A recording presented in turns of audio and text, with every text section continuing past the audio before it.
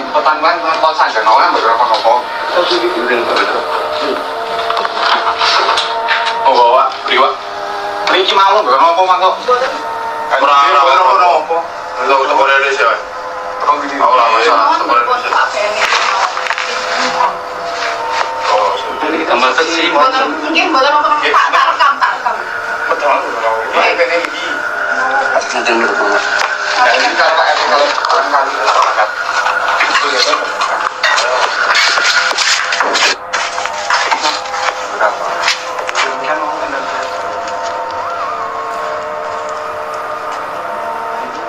Yang itu mang pertanyaan kalau saya nói beberapa nopo.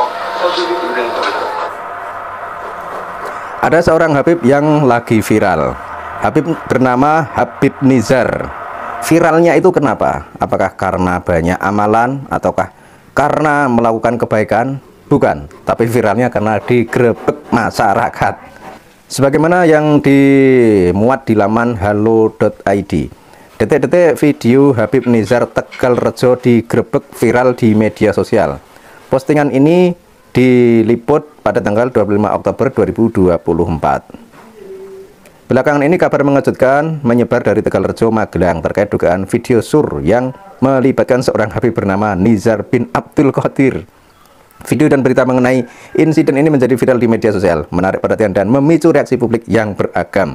Bagaimana kronologi kejadian ini dan apa sebenarnya yang terjadi?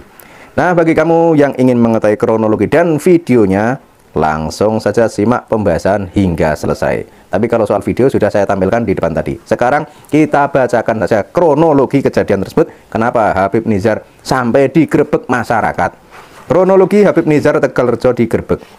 Dilaporkan pada suatu malam sekitar jam 1 dini hari, Habib Nizar Tegalrejo diduga memasuki rumah seorang wanita yang suaminya sedang pergi berlayar. Kehadirannya di rumah wanita tersebut memicu kecurigaan warga sekitar yang akhirnya melakukan penggerbekan pada dini hari tersebut, Rabu pukul 4.30 di Pagutan. Dalam narasi yang beredar, sang Habib dikabarkan berada di kamar wanita itu dengan alasan yang belum jelas, dan warga menuduhnya melakukan hal yang tidak sepantasnya. Meski tuduhan tersebut belum terbukti kebenarannya secara hukum, reaksi masyarakat pun terbagi.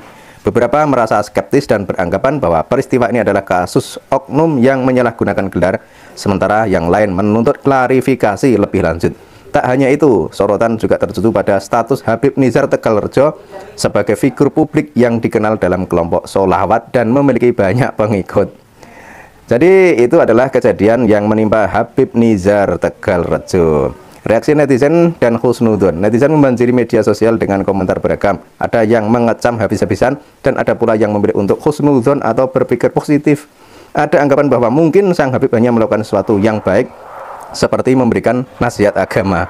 Namun kehadirannya pada waktu yang tidak wajar di rumah wanita yang sedang sendirian menimbulkan keraguan.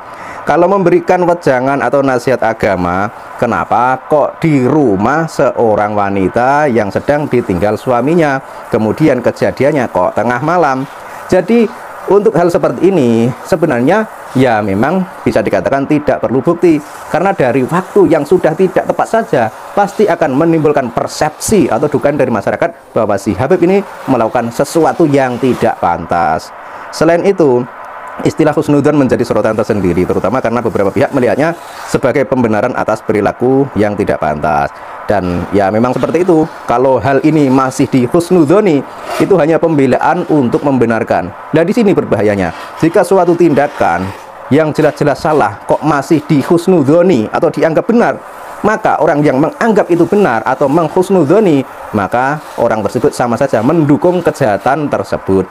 Kemudian kenapa hal ini harus dibahas? Ini adalah salah satu bukti bahwa orang yang selama ini dianggap sebagai cucu Nabi, orang yang selama ini dianggap sebagai orang suci, ternyata kelakuannya seperti yang Anda lihat ini. Jadi artinya ini adalah pembelajaran bagi masyarakat di Indonesia agar Anda itu jangan terlalu percaya dengan orang meskipun orang tersebut bergelar Habib. Karena yang namanya gelar Habib itu bukanlah gelar keturunan Kanjeng Nabi.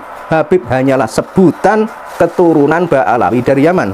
Karena kalau misalnya sebutan Habib itu dianggap sebagai cucu Nabi atau sebagai dzurriyyah Nabi, buktinya hingga sekarang para Ba'alawi tidak bisa menunjukkan bukti Kenapa? Ya karena berdasar tes DNA, haplogrupnya G. G itu nyambungnya ke Yahudi Ashkenazi, bukan ke Kanjeng Nabi. Kemudian berdasar sejarah, ternyata dulu ada namanya Habib Utsman bin Yahya yang menjadi anteknya penjajah Belanda. Kemudian juga berdasar kajian ilmiah kitab nasab, ternyata nasab mereka itu tidak terkonfirmasi tersambung kepada Kanjeng Nabi.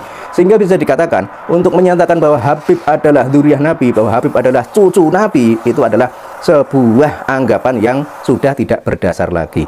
Dan terkait tentang komentar-komentar yang masih berhusnudzon, seolah-olah ini adalah suatu tindakan yang biasa atau yang wajar, atau dengan alasan ini memberikan pencerahan dan lain sebagainya. Nah, itu adalah salah satu komentar yang sangat disayangkan, karena di situ secara tidak langsung Anda itu mendukung sebuah kejahatan. Dan ini juga bisa dikatakan sebagai salah satu kesalahan masyarakat di negeri ini yang selama ini menganggap Habib adalah cucu Nabi, Habib adalah orang suci dan lain sebagainya. Akibatnya apa yang terjadi di Magelang ini adalah sebagai pembelajaran.